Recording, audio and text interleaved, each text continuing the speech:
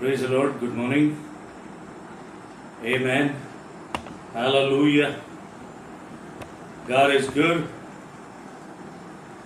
all the time. Yes, God is good. आज फिर इस सुबह के समय में आप सभी का स्वागत करता हूँ। प्रभु का धन्यवाद देते हैं कि प्रभु ने यह अनुग्रह किया कि हम सब एकत्रित आए और परमेश्वर की उपासना करें, उसकी आराधना करें, उसके वचन की संगति को कर सके। हालेलुया, प्रेज द लॉर्ड, आमेन। मैं पास्टर चेतना का धन्यवाद देता हूँ कि पिछले सप्ताह उन्होंने उत्तमता से प्रभु के वचन की सेवकाई को हमारे मध्य में किया। Even though she was not very well, but then she did justice to what she preached। और मैं समझता हूँ हम सभी ने उन वचनों से आशीष पाई होगी। मुझे नहीं पता आप में से कितने लोगों को याद है कि उन्होंने किन बातों को हमारे सामने बताया था या हमारे सामने रखा था। कोई बता सकता है कौन सी बातें उन्होंने हमको बताई थी और उन्होंने हमको समझाई थी? Praise the Lord. Yes, waiting in God. Hallelujah. उनका संदेश था वेटिंग इन गॉड, परमेश्वर में ठहरे रहना। और उन्होंने 3 महत्वपूर्ण बातों को बताया था और विभिन्न उदाहरणों के साथ सुंदर रूप में उन्होंने चीज़ों को समझाया था। पर जो 3 महत्वपूर्ण बातें थी, जब हम परमेश्वर में बाँट जो रहे हो तो हमें बाँट जोते समय धीरज को थामे रखने की आवश्यकता है। हालेलुया। दूसरी बात उन्होंने बताई थी कि हमें एक अपेक्षा के साथ परमेश्वर में बाँट जोते रहने की आवश्यकता है। और जिस समय हम परमेश्वर में बाँट जो रहे हैं तो तीसरी बात उन्होंने हमको बताई थी कि हमें दृढ़ता के साथ, हियाव के साथ, with boldness and strength we need to keep waiting unto God always. Hallelujah, amen. मैं प्रभु को धन्यवाद देता हूँ उन अद्भुत वचनों के लिए जो उन्होंने हमारे मध्य में रखे थे। और मैं प्रार्थना करता हूँ कि वो वचन हमें से कईयों के जीवन में कई गुना आशीषों को उत्पन्न करने पाए। Praise the Lord. पिछले सप्ताह के पहले सप्ताह तक हम बात कर रहे थे रिजल्ट्स ऑफ माइंड की, और हमने करीब 3 सप्ताह बात करी थी रिजल्ट्स ऑफ माइंड की। आज हम बात करने वाले हैं the victory of our mind की। आमेन। हमारे मन के ऊपर के विजय के विषय में, the victory over our mind. Hallelujah, amen. और यह एक महत्वपूर्ण बात है, ये आवश्यक बात है कि हम अपने मनों के ऊपर विजयी ठहर सके। Hallelujah, praise the Lord. विजय के साथ हम अपने मनों में जीवन को व्यतीत कर सके।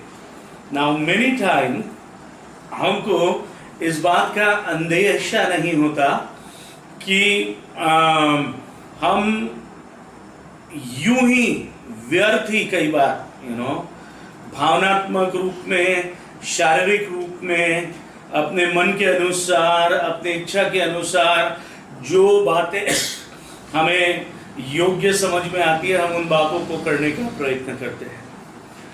We need to understand the technicality। हमें इस विषय में कुछ गंभीर टेक्निकलिटीज को समझने की आवश्यकता है।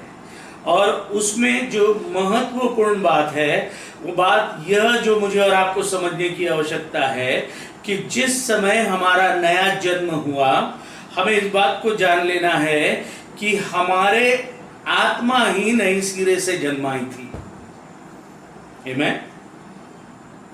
जिस समय एक मनुष्य का नया जन्म होता है तो उसमें सिर्फ आत्मा में नया जन्म होता है। Okay, is born in the spirit. और जब मैं बॉर्न इन द स्पिरिट कहता हूं तो मैं ये कहना चाहता हूं कि वह परमेश्वर और परमेश्वर के स्वरूप में पुनर्निर्माण किया गया है। वो नया जन्म प्राप्त होने का मतलब है आत्मा में जन्म प्राप्त करना है।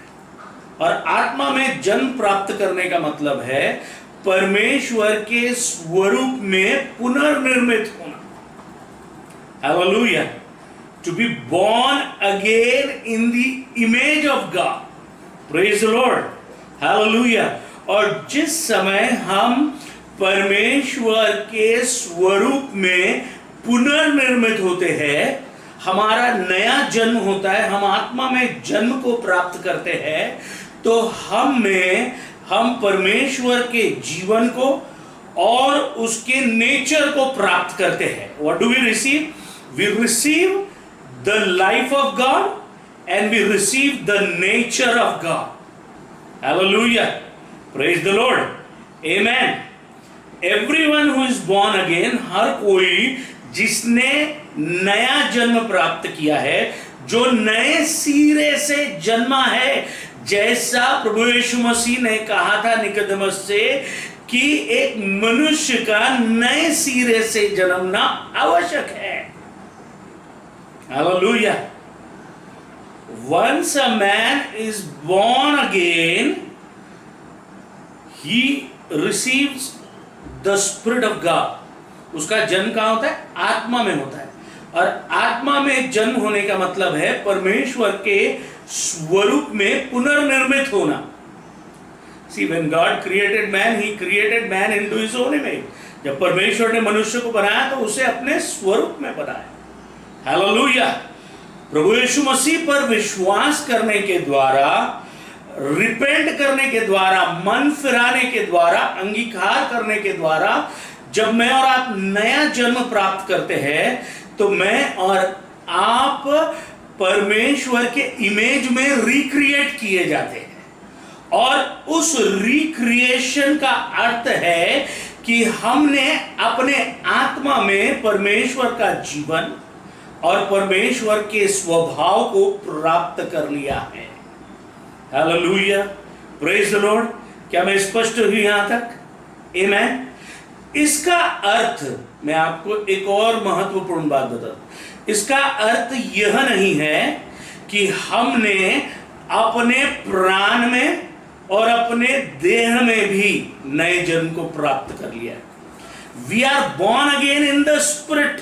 We are not born again in our soul and in our bodies. Hallelujah. Praise the Lord. Amen. मेरे प्रियो, अगर मैं और आप यह चाहते हैं कि जो हमारे आत्मा में क्या है? हमारे आत्मा में परमेश्वर का जीवन है. हमारे आत्मा में क्या है? परमेश्वर का स्वभाव है.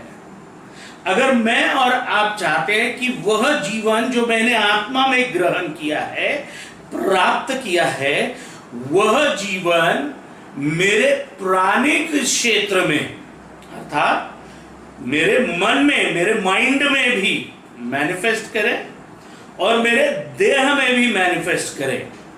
आमेन. तो मुझे और आपको कुछ करना पड़ेगा. वहां पर नया जन्म नहीं हुआ, यह बात तो स्पष्ट हो गई है. नया जन्म आत्मा में हुआ है.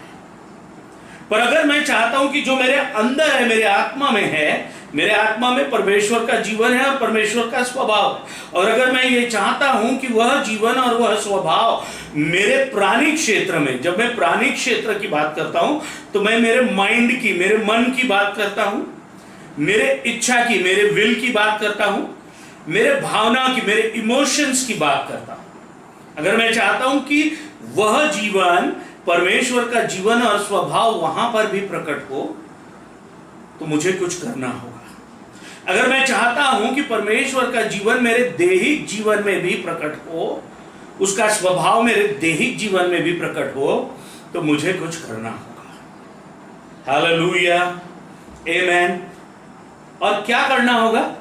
बाइबल बताती है, रोमियो उसके 12वें अध्याय है ना, मैं आपके लिए पढ़ूंगा, ज्यादा क्योंकि आज मैं सिर्फ इंट्रोडक्शन पे बात कर रहा हूं. रोमियो उसका 12वां अध्याय, उसकी 1 और 2 आयत. इसलिए हे भाइयों, मैं तुमसे परमेश्वर की दया स्मरण दिलाकर विनती करता हूं कि अपने शरीरों को जीवित और पवित्र और परमेश्वर को भावता हुआ बलिदान करके चढ़ाओ, यही तुम्हारी आत्मिक सेवा है. इस संसार के सदृश न बनो, परंतु तुम्हारे मन के नए हो जाने से तुम्हारा चाल चलन भी बदलता जाए, जिससे तुम परमेश्वर की भली और भावती और सिद्ध इच्छा अनुभव से मालूम करते रहो। Hallelujah. God has left the responsibility, परमेश्वर ने नए जन्म को देने के बाद, आत्मा में जन्म को देने के बाद की जो जिम्मेदारी है, वो जिम्मेदारी एक विश्वासी के ऊपर, एक मसीह के ऊपर, एक मनुष्य के ऊपर जो नया जन्म प्राप्त किया हुआ है, उसके ऊपर छोड़ दी है। वो जिम्मेदारी क्या है? अगर वो चाहता है कि वह जो उसने आत्मा में ग्रहण किया, क्योंकि आत्मा में आप नए सिरे से जन्मे, और अगर मैं चाहता हूं कि वह आत्मा में जो मैंने ग्रहण किया है नए सिरे से जन्मने के कारण, परमेश्वर का जीवन और परमेश्वर का स्वभाव मेरे प्राणिक जीवन में और मेरे दैहिक जीवन में भी प्रकट हो, रिवील हो, देखा जाने पाए, तो उसने उसकी जिम्मेदारी मेरे ऊपर रख दी है। वो जिम्मेदारी ये है कि मैं अपने मन के नए हो जाने के लिए कार्य करूं। आवश्यक है that I may renew my mind. I have a mind which was influenced because of sin after the first Adam death, जो पाप और पाप के प्रभाव में पड़ा।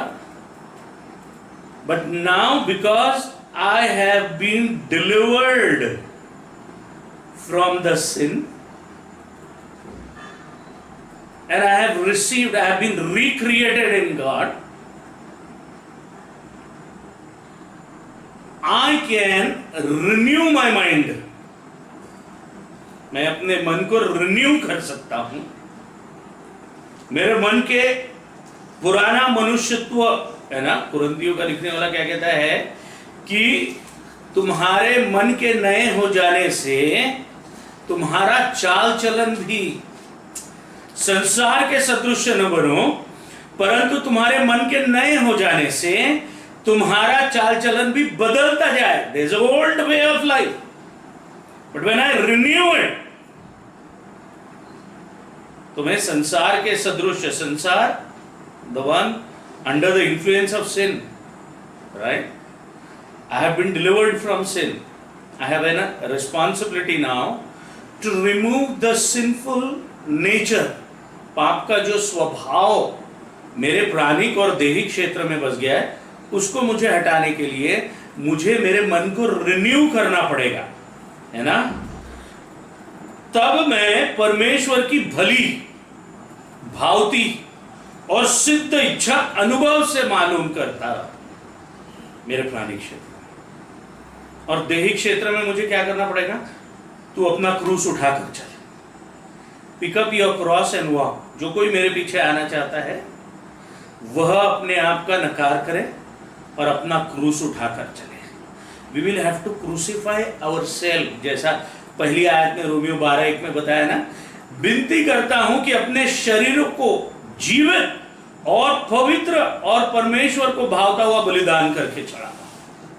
We need to crucify our flesh. Hallelujah. जिस समय मैं इन दो चीजों को करूंगा तो मैं उस जीवन को जिसे मैंने आत्मा में प्राप्त किया है, उस स्वभाव को जिसे मैंने अपने आत्मा में प्राप्त किया है, उसके प्रकटीकरण को अपने प्राणिक जीवन में और अपने दैहिक जीवन में देखने पाऊंगा। Hallelujah, praise the Lord. मेरे प्रिय, आने वाले समय में मैं और आप अपने ध्यान को इसी बात के ऊपर लगाने पाएंगे कि कैसे मैं और आप अपने मन के नवीनीकरण के द्वारा और अपने देह के सूली पर, क्रूस पर चढ़ाए देने के द्वारा अपने जीवन में परमेश्वर के जीवन को और उसके स्वभाव को उत्पन्न करने पाएंगे। Hallelujah. And that would be known as victory over our mind. Hallelujah. How can we do that? It is only by the word of God and through the Holy Spirit. कैसे कर पाएंगे? परमेश्वर के वचन के द्वारा, क्योंकि परमेश्वर का वचन दो धारी तलवार के समान है, जो छेदता है, भेदता है और शरीर और प्राण को अलग कर देता है, शरीर प्राण आत्मा को अलग कर देता है। Hallelujah. So bye the word of God and by the help of the Holy Spirit we can do that renewal. उस रिन्यूएशन को मैं और आप कर सकते हैं, उस नवीनीकरण को मैं और आप अपने प्राणिक जीवन में अपने माइंड में, अपने भावना में, है ना, और अपनी इच्छा में. Praise the Lord, hallelujah. हम उसमें नवीनीकरण को उत्पन्न करने पाएंगे. Praise the Lord, hallelujah, amen. मेरे प्रियो, we need to concentrate on the plan of God. Bible मुझको और आपको कुछ अद्भुत बातों को, अगर हम रोमियो उसके रोमन्स चैप्टर 8 वर्स 5 ऑनवर्ड्स में पढ़ता हूं आपके, आप भी अपने बाइबल में देखिए इस समय. रोमियो 8वां अध्याय 5 से 8 आया. क्योंकि शारीरिक व्यक्ति शरीर की बातों पर मन लगाते हैं, परंतु आध्यात्मिक आत्मा की बातों पर मन लगाते हैं. शरीर पर मन लगाना तो मृत्यु है, परंतु आत्मा पर मन लगाना जीवन और शांति है. क्योंकि शरीर पर मन लगाना तो परमेश्वर से बैर रखना है, क्योंकि न तो परमेश्वर की व्यवस्था के अधीन है और न हो सकता है. और जो शारीरिक दशा में है वे परमेश्वर को प्रसन्न नहीं कर सकते. Hallelujah, praise the Lord, amen. You and me, मैं और आप जो शारीरिक दशा में हैं, और living by their soul and mind, जो अपने प्राणिक और दैहिक जीवन को व्यतीत कर रहे हैं, आत्मा में चल. I am talking about church.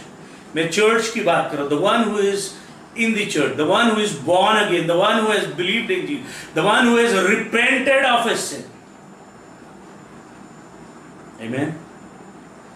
You and me cannot please God in our flesh and soul. Hallelujah. संसारिक, बाहरी, हमें अंदर से बाहर उन बातों को, परमेश्वर के जीवन, कैसा जीवन? अद्भुत जीवन, सामर्थ्य जीवन, महिमामय जीवन. हालेलुया. जो हर बातों के परे है, जो हर बातों के ऊपर है. कैसा स्वभाव? प्रेमी स्वभाव. Nature, how is the nature? The nature of love. Hallelujah. We will have to bring out that life of God and the nature of God into our soul and mind. Hallelujah. That would be the victory of our mind. तब हम अपने मन के ऊपर विजय को देखने पाएंगे. Hallelujah. जब मैं और आप आने वाले सप्ताहों में इन विषयों पर बात करेंगे, तो हम इन बातों पर बात करेंगे कि कैसे अपने मन को हम रिन्यू कर सकते हैं, हमें किन बातों को करने की और कैसे करने की आवश्यकता है, जिसमें मैं और आप अपने आप को अद्भुत रूप से परमेश्वर के उत्तम जीवन के लिए बनाने पाएंगे. Hallelujah, praise the Lord, amen. So I want to encourage you with this introduction today, the small introduction today, that we, even though हम शरीर, प्राण और आत्मा में बनाए गए हैं, हमारा नया जन्म सिर्फ आत्मा में हुआ है, और ये मेरी और आपकी जिम्मेदारी है कि हम उस आत्मा में प्राप्त जीवन को और स्वभाव को अपने प्राणिक और दैहिक जीवन में लेकर आने पाए. आमेन. Praise the Lord. परमेश्वर आज के इस वचन के द्वारा हमने से हर एक को आशीष देने पाए, और हमारा जीवन परमेश्वर में और भी दृढ़ किया जाने पाए. हालेलुया. आइए इस समय अपनी आंखों को बंद करेंगे और परमेश्वर की ओर अपने ध्यान को लगाएंगे. और मैं विनती करूंगा किसी को भी हमारे मध्य में से कि वे इस समय प्रार्थना करने पाए.